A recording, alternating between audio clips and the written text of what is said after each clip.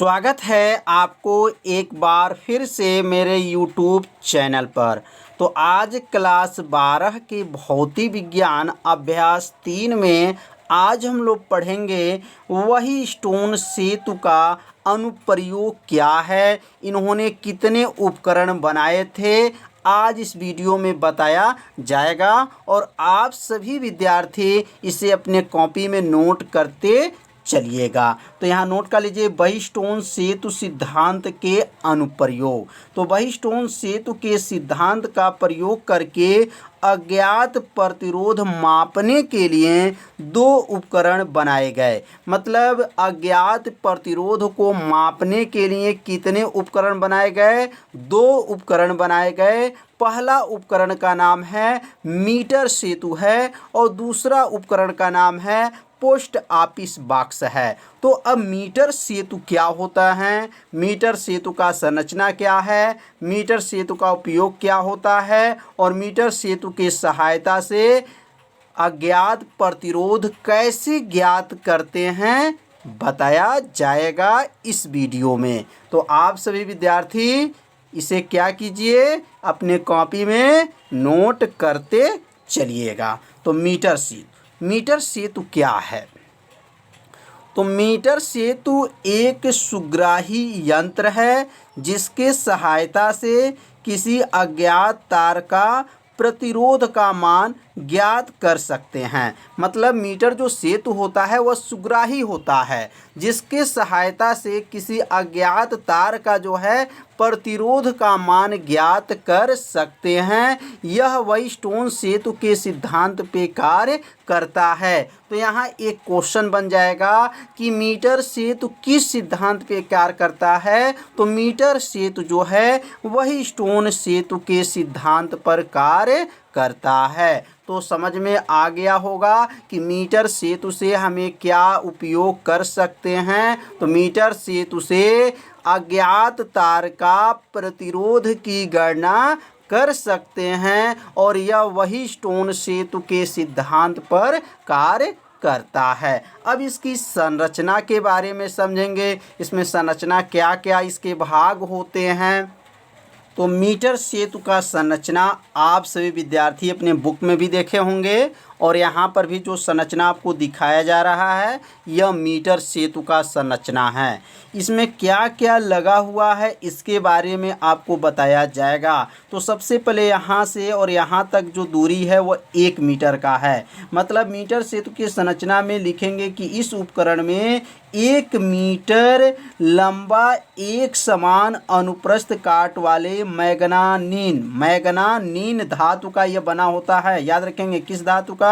मैग्नानीन धातु का यह बना होता है। कितने मीटर लंबा है? तो 1 मीटर जो है लंबा है। और इस तार का नाम क्या हो जाएगा? AC है। और ये किस पे है? तो एक लकड़ी के आधार पर मीटर पैमाने के सहारा पर यह जो है कसा रहता है। मतलब जो यह मीटर जो लगा हुआ है 1 मीटर का वह किस पे कसा होता है? एक लकड़ी के आधार पर मीटर पैमाने पे का होता है, सहारे से कसा होता है।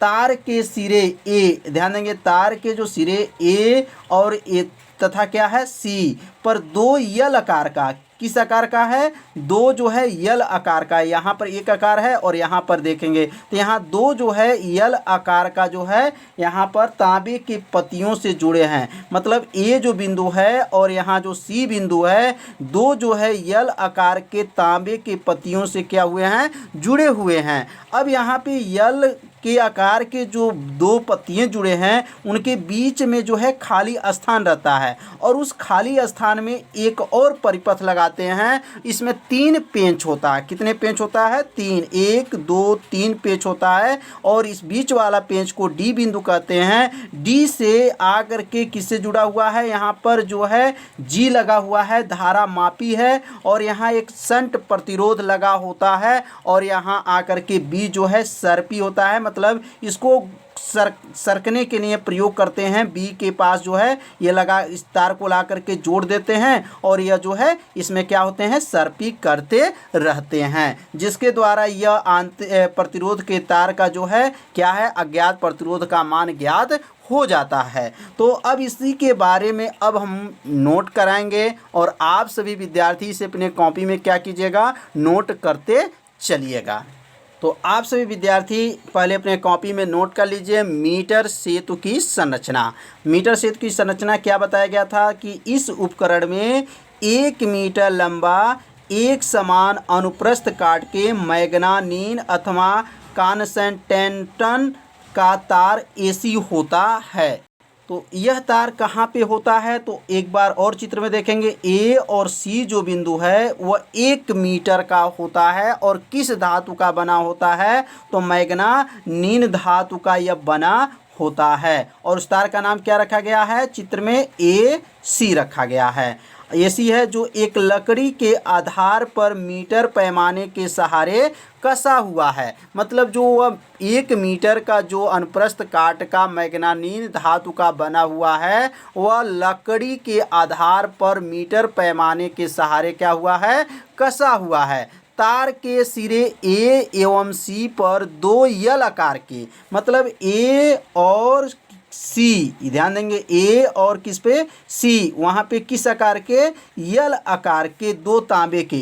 तो यहाँ लिखेंगे ए एवं सी पर 2 यल आकार में मुड़ी हुई तांबे के पत्तियों से क्या करते हैं, जुड़े होते हैं। मतलब जो है यल आकार का यहाँ पे 2 पत्ती जो लगा हुआ है, एक ए बिंदु पर है और एक जो है सी बिंदु पर जुड़े हुए हैं। अब आगे लिखेंगे इन 2 यल आकार के पत्तियों के बीच खाली स्थान छोड़ देते हैं। मतलब यह जो यल आकार के जो पत्ती हैं उनके बीच में खाली स्थान को क्या करते हैं, छोड़ देते हैं।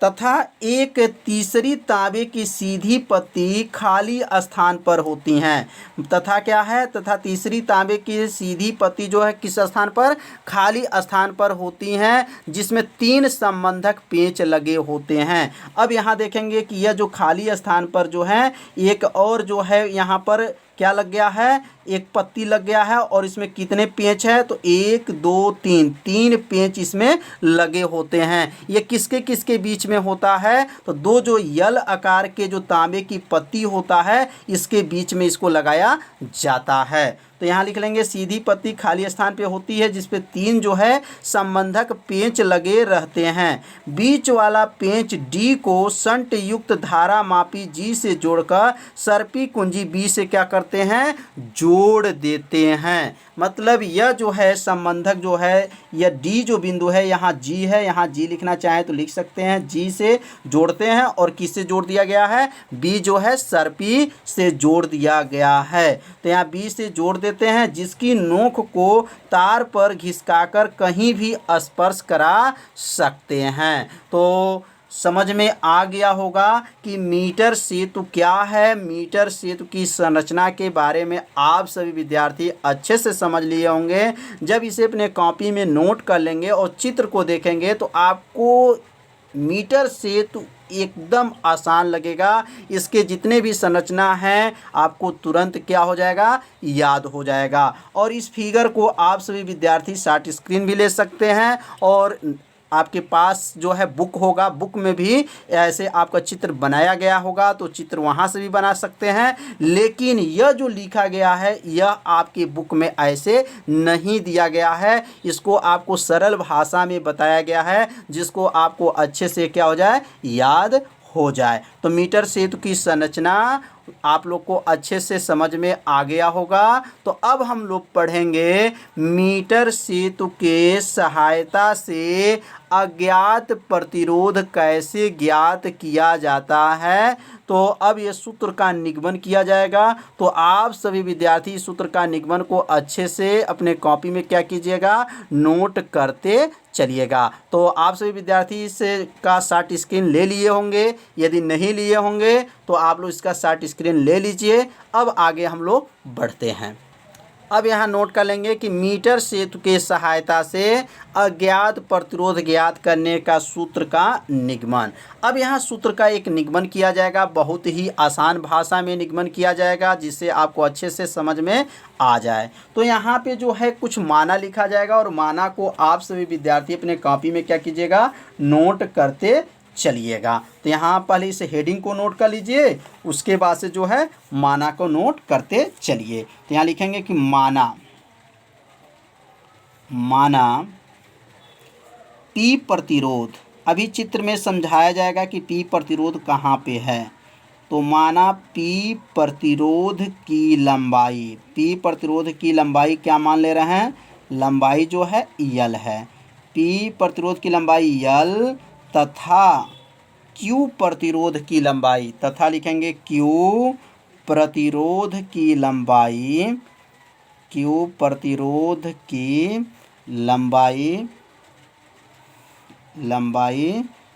100 माइनस यल है। तो यहाँ तो के नीचे कामा दे देंगे। अब समझेंगे चित्र में। अब यहाँ से जो चित्र में देखेंगे तो यहाँ से जो है ए जो देख रहे हैं, ए और बी के जो बीच का जो हमारा देख रहे हैं तार, इसका जो प्रतिरोध क्या है, पी है। और बी से सी तक का जो हमारे बीच का जो तार है उसका प्रतिरोध क्या है, क्यू है। तो अब बताइए पी का लंबाई कितना है, तो पी का लंबाई यल है और क्यू का लंबाई कितना है, तो 100 माइनस यल है। चित्र से आप लोग समझ लिए होंगे कि पी प्रतिरोध की लंबाई यल और क्यू प्रतिरोध की लंबाई 100 माइनस यल है। तो अब आगे हम लोग बढ़ते हैं। अब यहाँ लिखेंगे पी प्रतिरोध के लिए, किस प्रतिरोध के लिए, पी प्रतिरोध के लिए पहले नोट करेंगे, उसके बाद से क्यू प्रतिरोध के लिए चलेंगे। तो पी प्रतिरोध के लिए तो अब यहाँ पे जो है एक सूत्र लिखाएगा। प्रतिरोध का सूत्र होता है जो विशिष्ट प्रतिरोध और प्रतिरोध के बीच का संबंध है, जो सूत्र का निगमन आपको कराया जा चुका है। तो अब जो है यहाँ सूत्र को नोट कर लेंगे, या पी प्रतिरोध के लिए यहाँ नोट किया जाएगा। तो यहाँ सूत्र होता है प्रतिरोध बराबर क्या होता है, तो प्रतिरोध बराबर होता है विशिष्ट प्रतिरोध बटा विशिष्ट प्रतिरोध गुणे लंबाई बटा क्या होता है, क्षेत्रफल होता है। इसका सूत्र का निगमन कराया जा चुका है। तो यहाँ लिख सकते हैं क्षेत्रफल। तो अब यहाँ जो है प्रतिरोध कौन सा प्रतिरोध है, तो पी प्रतिरोध है, इसलिए यहाँ लिखेंगे पी बराबर हो जाएगा। विशिष्ट प्रतिरोध किससे प्रदर्शित करते हैं, तो विशिष्ट प्रतिरोध को रो से प्रदर्शित करते हैं। और पी प्रतिरोध की लंबाई कितना माना गया है, तो पी प्रतिरोध की लंबाई क्या है, पी प्रतिरोध की लंबाई यहाँ पे यल नोट कर लीजिएगा। पी प्रतिरोध की लंबाई यल, यहाँ पे यल है तो विषय पी प्रतिरोध की लंबाई जो है यल हो जाएगा, बटा हो गया। क्षेत्रफल किससे प्रदर्शित करेंगे, ए से। अब यह बन गया समीकरण नंबर 1। समीकरण 1 आप लोग को अच्छे से समझ में आ गया होगा। पी प्रतिरोध की लंबाई यल है तो इसने यल लिखेंगे, क्षेत्रफल ए है तो ए लिख देंगे। अब यहाँ जहाँ पी प्रतिरोध के लिए लिखे हैं, अब यहाँ क्या लिखेंगे, क्यू प्रतिरोध के लिए। किस प्रतिरोध के लिए, क्यू प्रतिरोध, यहाँ लिखेंगे क्यू प्रतिरोध के लिए, क्यू प्रतिरोध के लिए। तो अब यहाँ क्यू प्रतिरोध के लिए अब यहाँ पे सूत्र लिखेंगे। तो क्यू प्रतिरोध के लिए सूत्र क्या है, तो पुनः जो है सूत्र अब यहाँ लिखेंगे। प्रतिरोध बराबर होता है, प्रतिरोध बराबर सूत्र क्या बताया गया है, तो प्रतिरोध बराबर होता है विशिष्ट प्रतिरोध बटा क्या होता है, विशिष्ट प्रतिरोध गुणे लंबाई बटा क्या होता है, क्षेत्रफल। यह सूत्र को बताया जा चुका है। तो अब समझ में आप लोग को आ रहा होगा। तो अब यहाँ जो प्रतिरोध, कौन से प्रतिरोध का प्रयोग करेंगे, तो यहाँ जो प्रतिरोध है वह क्यू प्रतिरोध है। तो क्यू हो जाएगा बराबर विशिष्ट प्रतिरोध किससे दिखाते हैं, तो रो से। लंबाई क्या है, तो 100 माइनस यल है, क्योंकि क्यू प्रतिरोध में लंबाई कितना बताया गया है, 100 माइनस यल है। क्षेत्रफल किससे प्रदर्शित करेंगे, तो ए से। अब यह बन गया समीकरण नंबर 2। तो यहाँ पे जो है पी और क्यू का मान जो है निकल अब यहाँ नोट कर लेंगे कि बाइस्टोन सेतु का नियम क्या होता है। तो P/Q बराबर क्या होता है, R/S होता है। तो अब यहाँ जो मान रखेंगे, यहाँ P का मान रख देंगे और यहाँ पे जो मान है Q का मान को रख लेंगे। तो P का मान जो है समीकरण 1 में निकला है और Q का मान जो निकला है वह समीकरण नंबर 2 में निकला है। तो P का मान कितना निकला था, तो ρL/A निकला था और Q का मान कितना निकला है, तो रो कोष्टक में 100 माइनस L बटा क्या है, A है, बराबर क्या है, तो R/S। अब इसमें क्या कट जाएगा, तो यहाँ पे ध्यान देंगे, रो से रो को काट देंगे, A से A को काट देंगे, तो क्या बचेगा, तो ऊपर जो बचा L बटा नीचे क्या बचा है 100 माइनस L बराबर हो गया R/S। समझ में आ रहा होगा।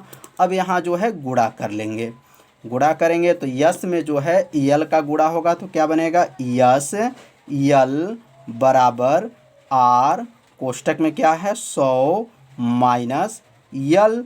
तो यस बराबर क्या हो जाएगा, तो यस बराबर हो जाएगा, यस बराबर हो गया R कोष्टक में 100 माइनस L बटा और ये नीचे भेज देंगे L को। तो यह जो मान निकल गया यह किसका है, किसी तार का जो है प्रतिरोध का मान निकल गया।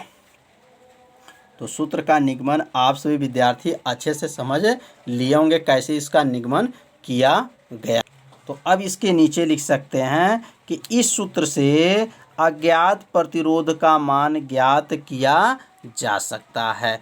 तो आप सभी विद्यार्थी समझ लिए होंगे मीटर सेतु क्या है और मीटर सेतु से जो है अज्ञात प्रतिरोध का मान ज्ञात करने का सूत्र का जो निगमन किया गया है अच्छे से समझ में आ गया होगा। अब हम लोग पढ़ेंगे पोस्ट ऑफिस बॉक्स क्या होता है। तो पोस्ट ऑफिस बॉक्स का उपयोग कहाँ पे किया जाता है, तो यहाँ नोट कर लेंगे कि इसका उपयोग डाकघरों तथा तार घरों में टूटी टेलीग्राफ लाइन का तार का प्रतिरोध निकालने में होता है। मतलब इसका जो उपयोग होता है वह डाकघरों तथा तार के जो घरों में जो टूटी टेलीग्राफ लाइन होता है तार का प्रतिरोध निकालने में होता है।